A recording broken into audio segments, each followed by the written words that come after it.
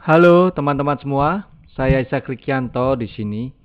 Pada kali ini saya ingin berbagi tentang mengenal Docker, di mana saya akan berusaha menyampaikan pengenalan Docker secara lebih mendalam. Oke, saya mulai saja. Saya mulai dari apa itu Docker. Docker ini adalah nama dari perusahaan Docker Inc. yang menaungi software Docker itu sendiri, di mana Docker Inc. ini membuat serta membangun bisnis di atas Docker.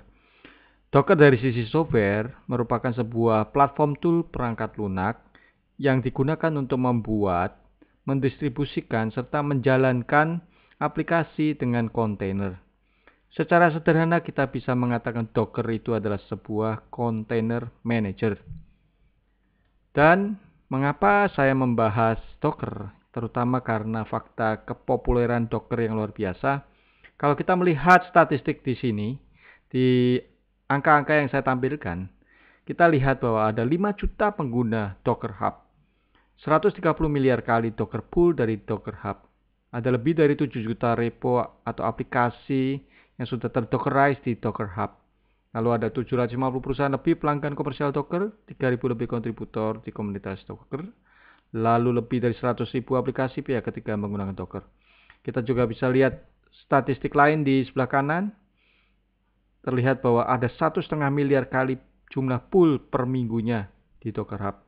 Dan juga tampak di sana ada perusahaan-perusahaan ternama seperti Walt Disney, Verizon, Mozilla yang sudah menggunakan Docker. Lalu, mengapa Docker itu populer?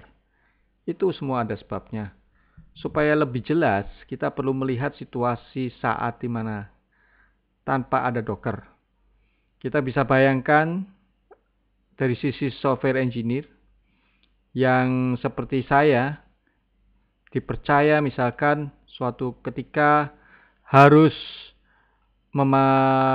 terlibat dalam suatu proyek baru dan diperlukan untuk men-set up 3 macam stack, front end, REST API, database, di mana front end menggunakan React, untuk REST API menggunakan Go, sedangkan untuk database menggunakan MySQL. Saat saya perlu setup di komputer saya yang sudah saya install library dependensi untuk React versi yang lain, lalu saya kebetulan juga sudah memiliki Go versi yang lain, dan project baru memiliki versi yang berbeda. Bisa dibayangkan repotnya, kesulitan di mana saya harus menginstall library masing-masing, dependensi masing-masing, dan bisa dibayangkan apabila ada ketidakkompatibelan atau konflik, dan di mana misalkan ada ketidakkompatibelan dari sisi operasi, sistem operasi, seperti yang pernah saya temukan saat Python, di mana di Windows tidak didukung untuk library tertentu, secara native tidak bisa dikompil. Kita bisa lihat situasi seperti ini, kekacauan messy sekali. Jadi hal ini memperlihatkan akan situasi di mana tanpa Docker kita menemukan permasalahan versioning, kompatibilitas, waktu setup yang lama, lalu terkadang juga target environment yang perlu kita atur. Semuanya itu menyulitkan, dan adanya Docker membuat semuanya lebih mudah, di mana masing-masing stack seperti React Frontend, kita hanya perlu menyiapkan Docker container untuk React yang terpisah dengan Go di sisi REST API. Untuk sisi database MySQL, mereka masing-masing memiliki kontainer yang terpisah sehingga masing-masing library dependensi tidak konflik satu sama lain karena masing-masing terisolasi. Dan semuanya itu berjalan di atas Docker, di mana Docker berjalan di atas sebuah sistem operasi, dan Docker melakukan shared kernel OS. Nah, itulah gambaran situasi dan sebelum dan sesudahnya. Lalu kita bisa memperhatikan penyebab Docker populer dari sisi lain, sisi poin-poin yang lain, yaitu pertama mudah digunakan. Memang CLI dari Docker mudah digunakan. Saya saat mempelajarinya, perintah-perintahnya mudah dipelajari, mudah diingat. Lalu juga akhirnya memudahkan proses development seperti apa yang saya terangkan tadi. Memudahkan tools testing seperti integration testing. Misalkan saya perlu testing database, saya hanya perlu menyiapkan kontainer untuk database servernya, sehingga saya tidak perlu utak-atik database lokal di komputer saya. Lalu memudahkan untuk distribusi dan deploy, terutama dengan tren CI/CD yang perlu melakukan deploy yang berulang kali, yang sering. Lalu juga adanya muncul tren arsitektur cloud native microservices. Semuanya itu memanfaatkan Docker container, dan juga akhirnya Docker container ini juga memudahkan untuk scale system secara horizontal, di mana biasanya kita memanfaatkan Docker container orchestration seperti Docker Swarm atau Kubernetes. Nah, untuk membahas Docker, kita juga perlu mengenal dari sisi sejarah, di mana Docker dibuat oleh Solomon Hykes. Saat itu dia memulai Docker saat dia masih sebagai CTO dan founder dari perusahaan .cloud. Hykes ini memulai proyek Docker di Prancis sebagai proyek internal dalam .cloud, sebuah perusahaan platform as a service. Lalu dia mendirikan perusahaan Docker Inc. di saat dia bergabung di Y Combinator Summer 2010, yaitu startup incubator group yang diluncurkan pada tahun 2011, Docker Inc. tersebut. Lalu Docker diumumkan ke publik pada acara PyCon Santa Clara pada tahun 2013, yang kemudian dirilis sebagai open source pada bulan Maret 2013. Saat awal, Docker masih menggunakan LXC, yaitu teknologi Linux container yang sudah ada sebagai lingkungan eksekusi. Namun setelah setahun pada perkembangannya, Docker akhirnya menggantikan LXC dengan Runc dan libcontainer yang dibuat menggunakan pemrograman Go. Dan versi 1 Docker dirilis pada bulan Juni 2014. Dan perkembangan Docker terus meningkat pesat setelah itu. Untuk memahami Docker, yang merupakan sebuah tool platform untuk kontainer, yaitu tepatnya container manager, kita perlu memahami, lalu apa itu kontainer? Kontainer adalah unit standar perangkat lunak yang mengemas kode dan semua dependensinya, sehingga aplikasi dapat dijalankan dengan cepat dan konsisten dari satu lingkungan komputasi ke lingkungan lain. Kontainer ini menawarkan mekanisme pengemasan aplikasi yang tidak perlu mempedulikan lingkungan di mana aplikasi akan dijalankan. Jadi dengan mengemas aplikasi kita dalam kontainer, aplikasi kita bisa dijalankan di mana-mana dengan mudahnya selama platformnya mendukung Docker. Ya, jadi misalkan saat ini saya sudah menyiapkan Docker container dari workstation saya, misalkan Mac OS, lalu saya sudah menyiapkan Docker image, saya mendistribusikan di Docker Hub. Developer lain dengan mudahnya mendownload atau melakukan Docker pull di workstation mereka, di laptop mereka, lalu mereka tinggal menjalankan apapun itu sistem operasinya, baik Linux, baik Windows, dan berbagai macam distro Linux, itu tidak menjadi masalah lagi. Dan bayangkan kemudahan yang ditawarkan Docker container, yaitu semua memungkinkan karena sifat kontainer itu sendiri. Kita lihat di grafiknya, arsitektur, bahwa aplikasi A, B, C, D, E, F itu semua berjalan dalam kontainer di atas Docker, dan Docker ini men-share kernel OS untuk kontainer. Jadi Docker inilah yang mengatur semuanya itu bisa terjadi. Untuk memahami kontainer lebih baik lagi, kita perlu mengerti perbedaannya dengan virtual machine. Di mana virtual machine sudah ada sebelumnya, dan saya pernah juga menggunakan virtual machine, merasakan manfaatnya. Namun memang saya akuin virtual machine tidak sepopuler kontainer, Docker container ini. Karena memang saya merasakan saat itu virtual machine cukup berat saat saya jalankan, cukup lambat, dan juga saat menjalankan saya juga perlu mendownload sebelum menjalankan saya perlu mendownload bergiga-giga untuk image-nya, dan saat menjalankan pun terasa cukup berat. Dan itu membuat virtual machine tidak sepopuler Docker seperti saat ini. Kita bisa lihat dari sisi arsitekturnya, ada perbedaan di mana virtual machine memiliki guest operating system di masing-masing virtual machine-nya dan berjalan di atas hypervisor. Sedangkan untuk container di atas Docker tidak ada guest operating system di masing-masing kontainer, tetapi hanya ada aplikasi bersama library dan dependensinya.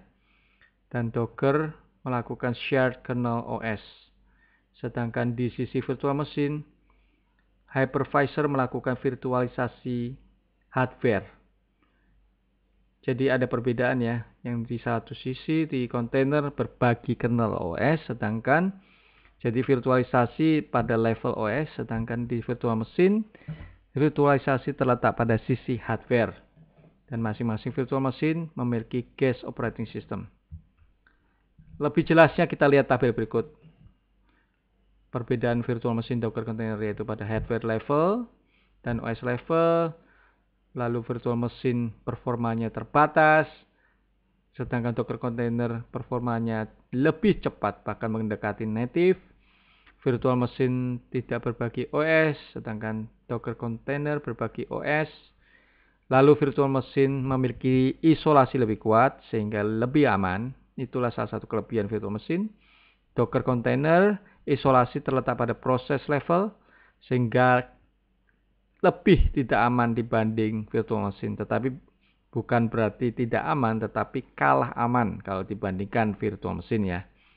Lalu untuk virtual machine kita perlu mendownload bergiga-giga untuk image-nya. Lalu untuk Docker container hanya bicara kilobyte, bahkan cuma megabyte saja. Nah, jadi hal ini menyebabkan virtual machine tidak portable, sedangkan Docker container lebih portable. Dan bicara booting, virtual machine booting hanya dalam virtual machine bootnya dalam hitungan menit, sedangkan Docker container booting hanya dalam hitungan detik. Itulah kelebihan Docker dibanding virtual machine. Perbedaannya jelas ya. Manfaat Docker container, jadi kita bisa review lagi di sini. Lingkungan komputasi yang standar dan konsisten, bisa berjalan di mana saja, isolasi antara kontainer dan juga terhadap host, memudahkan distribusi aplikasi. Lalu efeknya pengembang dapat fokus pada logika aplikasi dan dependensi. Untuk DevOps atau IT operation dapat fokus pada deployment dan manajemen aplikasi yang berjalan. Nah, saat saya menjelaskan tadi, saya menjelaskan bahwa Docker container memiliki shared OS kernel. Nah, shared OS kernel ini memungkinkan kalau memang misalkan kita menjalankan Docker container Linux di atas Linux, mereka memang dapat berbagi kernel OS. Tetapi bagaimana Docker bisa berjalan di atas Mac dan Windows? Ternyata memang ada satu layer yang tidak langsung terlihat saat kita menggunakan Docker, di mana Docker secara otomatis menjalankan HyperKit atau Hyper-V di Windows, HyperKit di Mac, yang merupakan layer hypervisor. Jadi memang kita menjalankan Docker di atas VM, tidak Docker di atas langsung OS-nya.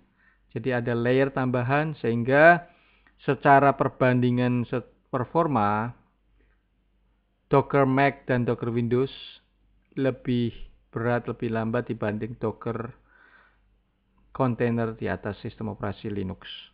Jadi ada layer hypervisor ini yang melakukan virtualisasi hardware.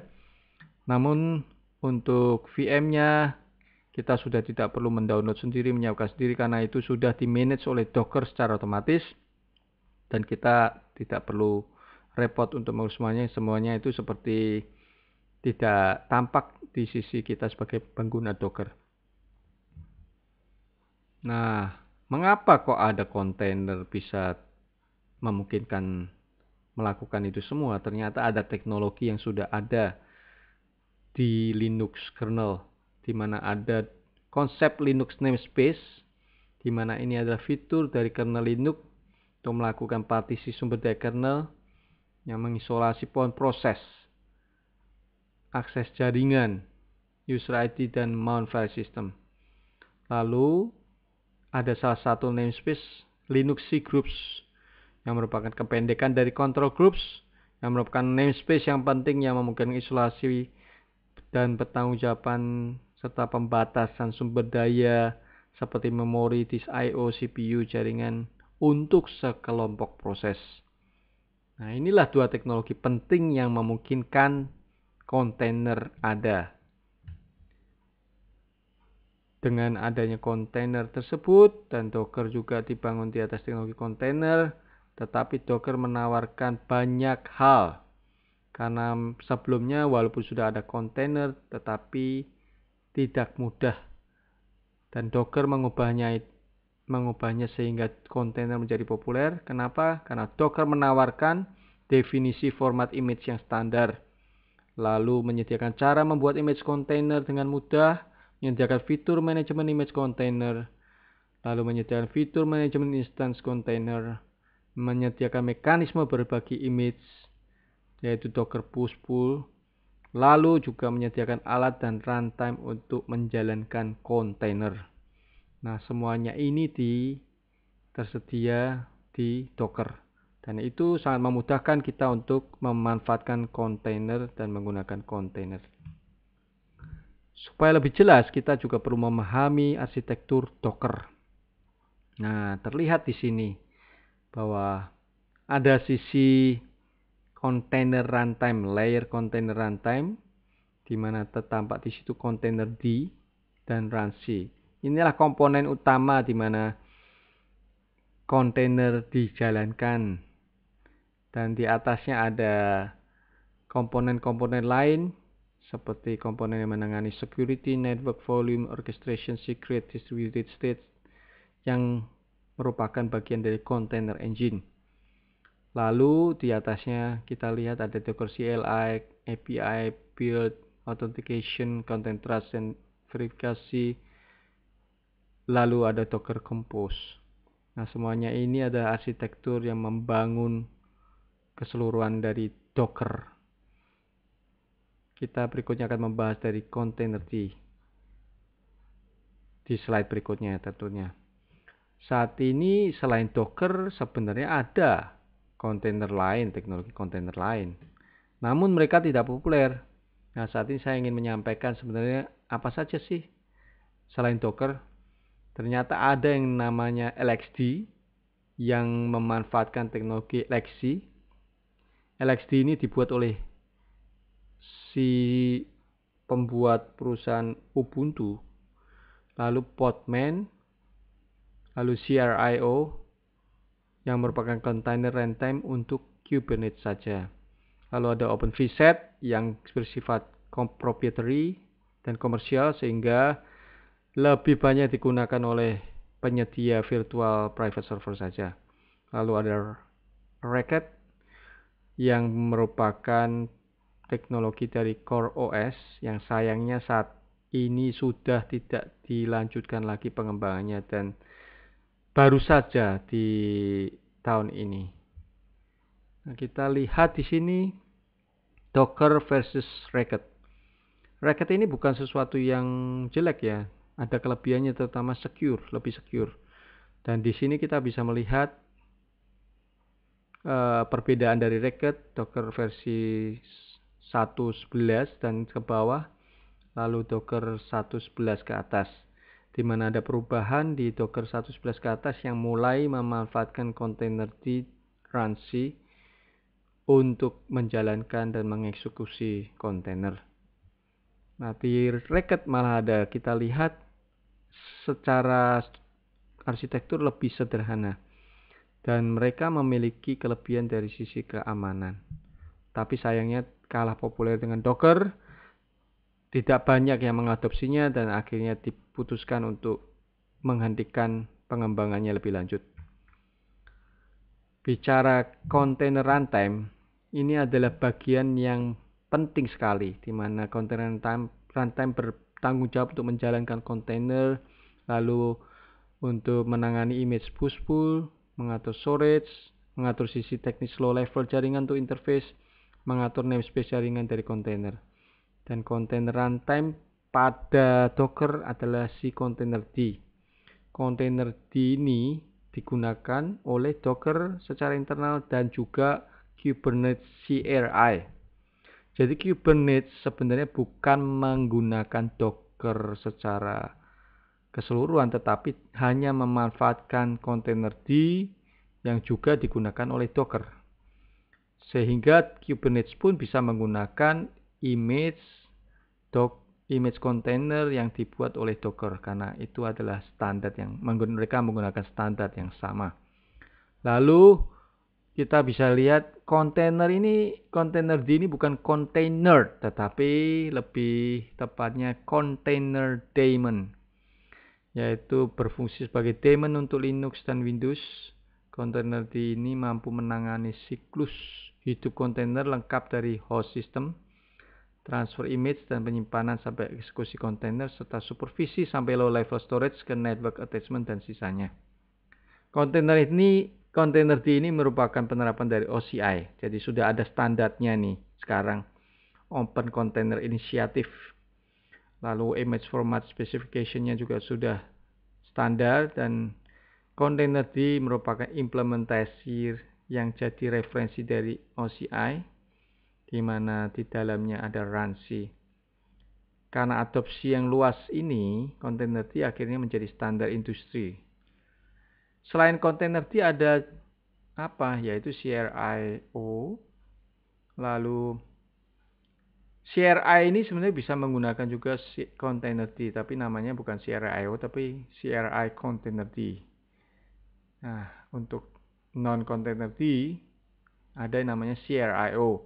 Lalu ada kata container juga, lalu Racket dari CoreOS. Kata container ini bisa juga digunakan sebagai runtime dari Kubernetes. Nah, itu gambaran dari container runtime yang bagian komponen utama dari Docker. Lalu mungkin dari kita sudah sering menggunakan Docker, tetapi jarang bersentuhan dengan bagian REST API dan SDK-nya Docker. Sebenarnya menarik kalau kita mau mempelajari API dan SDK dari Docker, karena kita bisa memanfaatkannya untuk kebutuhan-kebutuhan kita yang mungkin sulit apabila kita harus menggunakan CLI Docker seperti testing ya. Nah, kita bisa lihat nih proses Docker run alpin echo hello world. Perintah ini di CLI Docker bisa ditranslasikan ke kode Python di bawah, yang menjadi 3 baris kode dari Python, di mana kode ini melakukan hal yang sama sebenarnya, tetapi secara terprogram di Python. Dan hal ini juga bisa dilakukan di Go, karena ada SDK untuk kedua platform tersebut.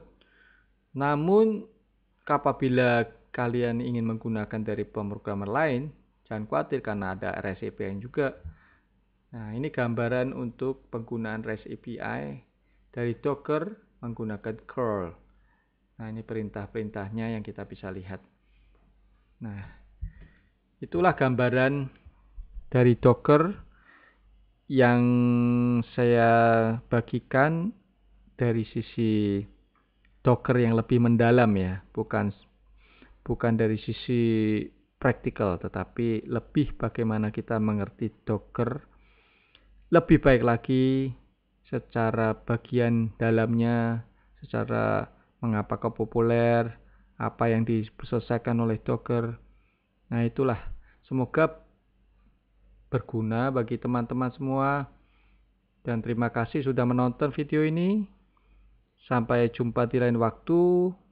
Dan nantikan untuk video-video selanjutnya dari saya. Terima kasih.